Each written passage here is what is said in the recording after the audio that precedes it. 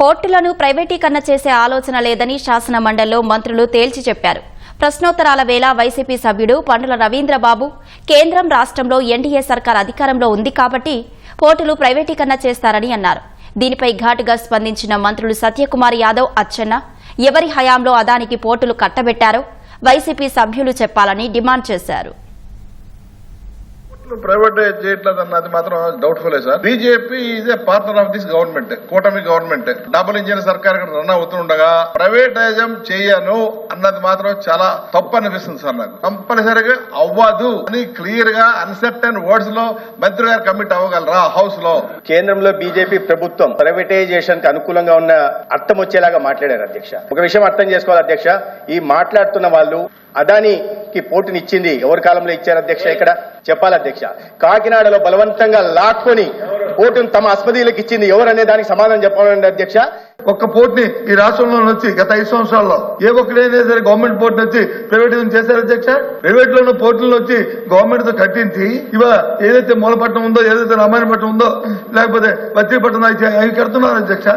దాన్ని మా సభ్యులు అడిగింది ఏంటి? వాటిని ఏమైనా ఎంత ఖర్చు పెట్టాము, దాన్ని ఎప్పుడు లోపల పూర్తి చేస్తారు, దాన్ని ఏమి ప్రైవేటైజేషన్ చేస్తారు ఆలోచన ఉందని అడిగారు. ఈ ప్రశ్నోత్తరాలు క్యాన్సిల్ చేసి కోర్టుల మీద చర్చ పెట్టండి మీరు తయారుగా ఉన్నాం, మాకే అభ్యంతరం. గౌరవ ప్రతిపక్ష నాయకులు మేమేదో ఎసెట్స్ అన్ని పెంచడానికి మేము కొన్ని నిర్ణయాలు తీసుకున్నామని చెప్పి ప్రతిపక్ష నాయకులు చెప్పారు అధ్యక్ష. రామాయపట్నం పోర్టుకి 1865.79 కోట్ల రూపాయలు మంజూరు చేశారు అధ్యక్ష. 5 సంవత్సరాల్లో 160 కోట్లు ఖర్చు పెట్టి మేము ఎసెట్స్ క్రియేట్ చేస్తున్నామంటే ధర్మం అధ్యక్ష. ఈ రోజు మచిలీపట్నం పోర్టు అధ్యక్ష 744 కోట్ల అధ్యక్ష, ఒక పైసా ఖర్చు పెట్టలేదు. మూలపేట పోర్టు అధ్యక్ష 1158 కోట్లకి 240 కోట్లు ఖర్చు పెట్టారు. మీ అలవాట్లు మాకు లేవు.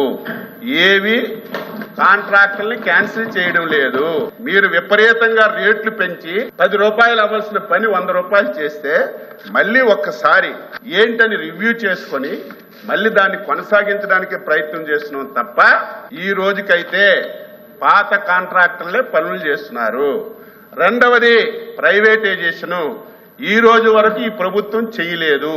గత ప్రభుత్వం కృష్ణపట్నం గాని విశాఖపట్నంలో ఉన్నటువంటి గంగవరం పోర్టు గాని ప్రైవేటైజ్ చేసినటువంటిది గత ప్రభుత్వం.